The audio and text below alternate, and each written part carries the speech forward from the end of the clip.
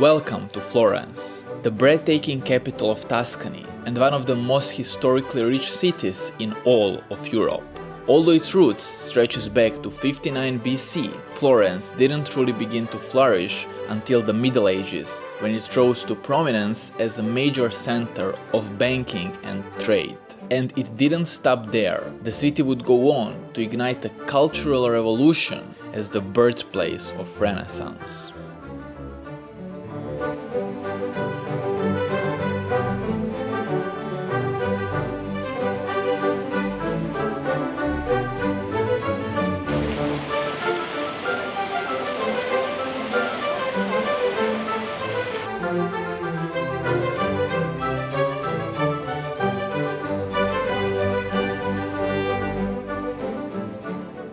One of the reasons why Florence got so rich and powerful was because of the rise of its rich and powerful merchant families who helped fund the artists like Leonardo da Vinci, Michelangelo and Botticelli, whose work later helped define the Renaissance. Those families also helped fund the construction of many famous buildings, and one that definitely wouldn't look the same without help of Medici family is the one that you can see right behind me.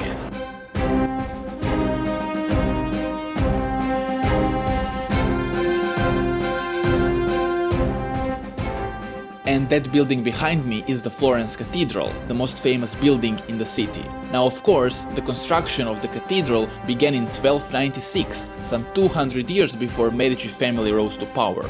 So they didn't fund the entire construction, but they did play a major role in the construction of its famous dome, to which we will get to a little later, but now let's first check the exterior of the cathedral.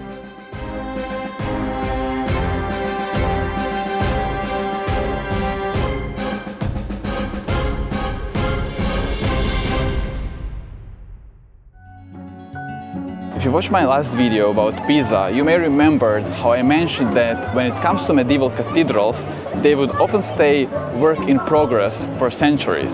And the same is true with the Florence Cathedral that you can see right behind me, which most recognizable characteristic, its facade, wasn't completed until late 19th century. Now, how did that happen? Well, when the construction on the cathedral was wrapping up in the 13th century, they actually started building the facade, but it was never completely finished.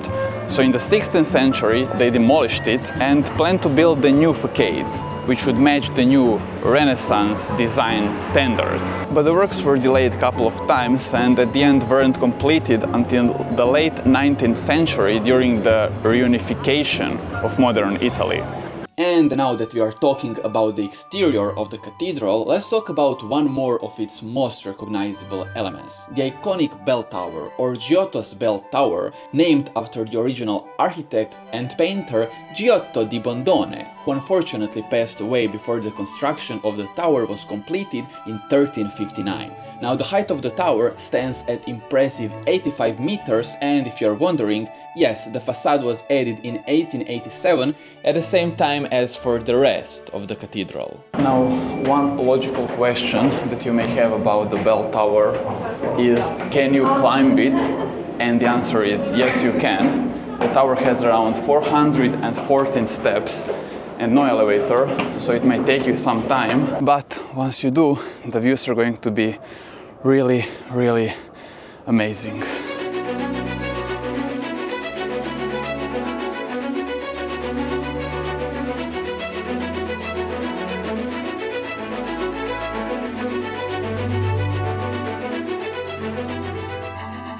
You will also be at the perfect position to see the famous Brunelleschi's dome. And don't worry, we will talk about the dome, but first let's get inside the cathedral.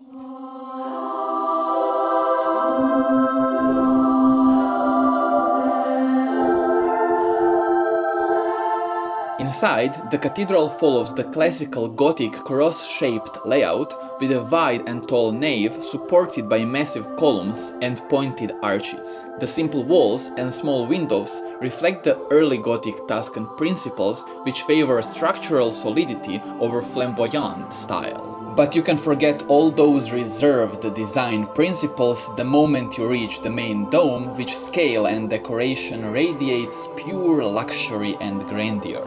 Now, the story of this dome is quite interesting because once the construction of the cathedral started in 1296, the architects of the time had no idea how to actually build it, and the main issue that they had is that they needed to transport these massive wooden beams to the height of 52 meters to support the construction of the 45-meter wide dome, and they didn't have cranes big enough for that, but they were hoping that by the time the construction of the rest of the cathedral is finished in around 100 years' time, the technology will improve enough to allow the construction of the massive dome, but they were wrong.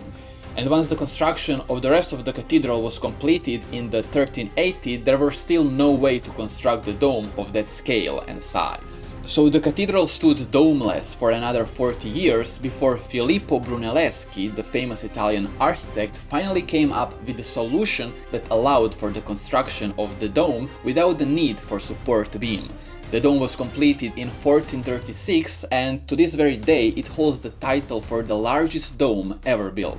By the late 16th century, the fresco representing the final judgment was painted by Vasari and Federico Zuccari, and since then the dome stands in all its grandeur and glory for the world to see.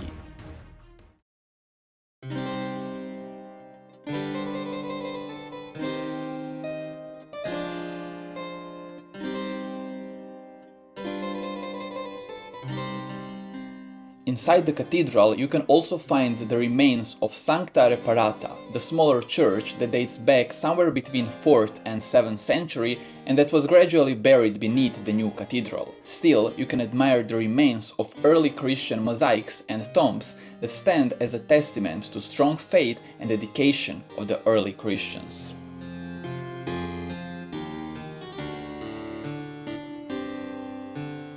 Right outside the cathedral you will also find baptistry of Saint John, which is one of the oldest and most important buildings in the city.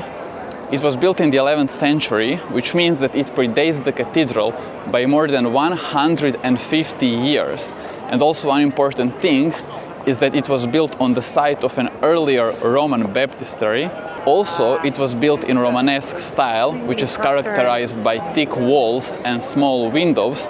And one more thing worth mentioning is that unlike cathedral, the baptistry actually kept its original facade from the 12th century. Only later additions were the 3 sets of bronze doors. The south doors, created by Andrea Pisano in the 14th century, were the first to be installed and depict the scenes from the life of Saint John the Baptist. In the 15th century, Lorenzo Ghiberti created the north door, illustrating stories from the New Testament. And later, Ghiberti also created the most famous set, the east doors, which portray scenes from the Old Testament. These doors were so admired for the beauty that Michelangelo called them the Gate of Paradise.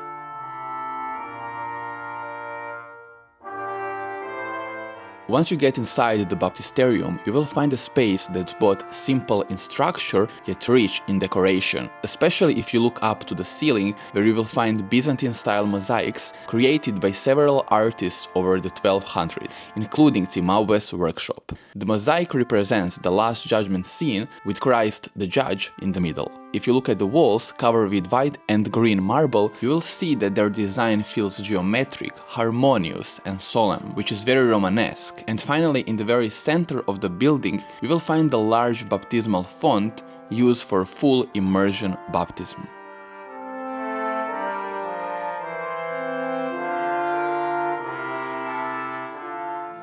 After the cathedral, move to Piazza della Signoria, one of the most iconic squares in all of Florence, dominated by Palazzo Vecchio, 94 meters tall old town hall and former seat of Florence Republic, built in the early 14th century. Now, when it was built, Palazzo Vecchio was just one out of around 200 privately owned tower houses in Florence.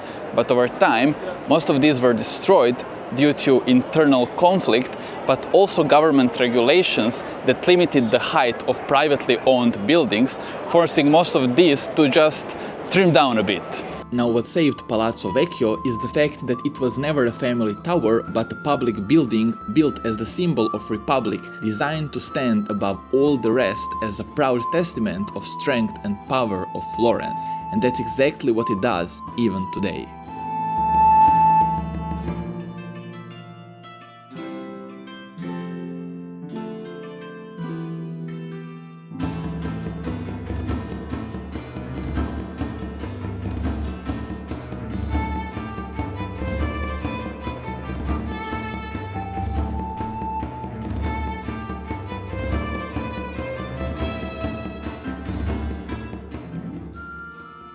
Next, move to Arno River, or more precisely to Uffizi Gallery, one of the most famous art museums in the world, where you can see masterpieces from many Renaissance artists, starting from Leonardo da Vinci, Michelangelo, Raphael, Botticelli, Titian, and my favorite, Caravaggio. Now, when it was originally built in the second part of 16th century, the Uffizi wasn't originally planned to be the museum, but rather an administrative office building, which was the purpose that it served for the first 200 years of its life. Then, over time, Medici family started filling the building with its incredible art collection, and then it was eventually turned into an art museum in the 18th century, which makes it one of the oldest art museums in the whole world. But enough talk, let's get inside the museum.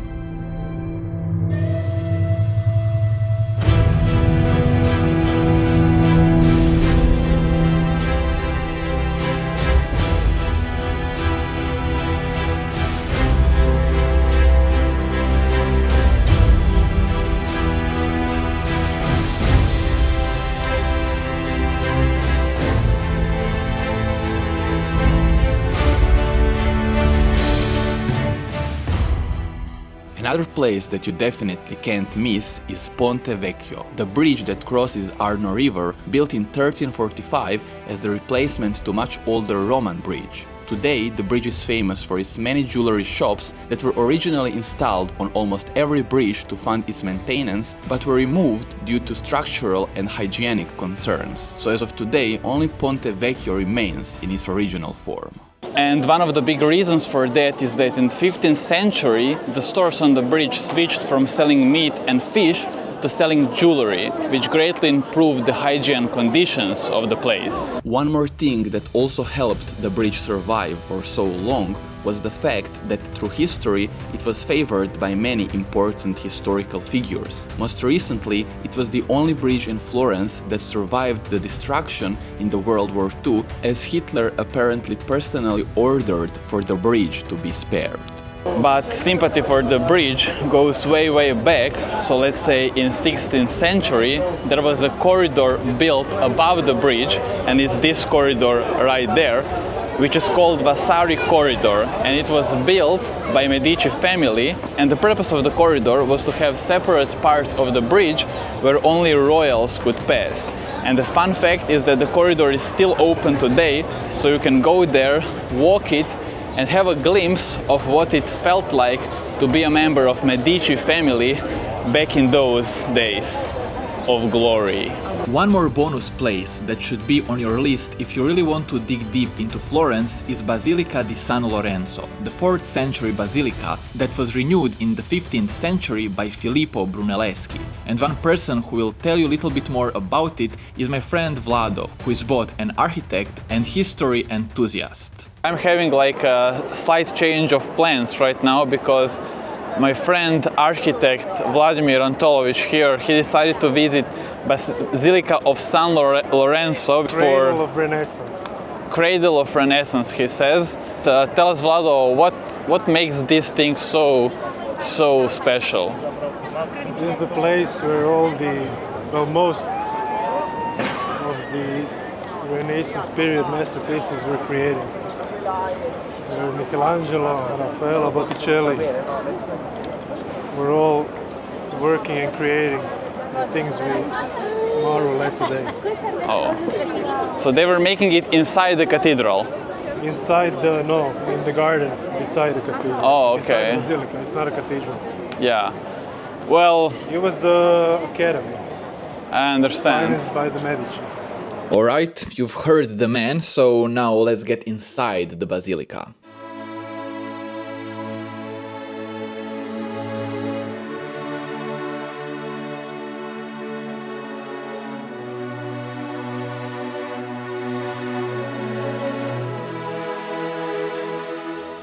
Even though simple, Basilica di San Lorenzo is considered a Renaissance masterpiece. Based on pure mathematical harmony and clear geometry, the interior of the basilica follows classical Roman principles like columns, arches, and dome, reimagined with Renaissance balance and clarity, which should come at no surprise as it was the official church of the powerful Medici family who funded its reconstruction.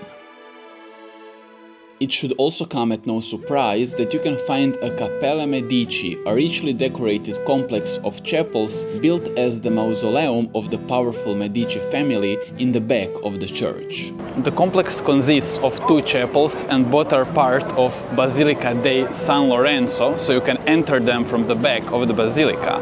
Now the first chapel is called Sacristia Nuova and it was designed by Michelangelo in 16th century.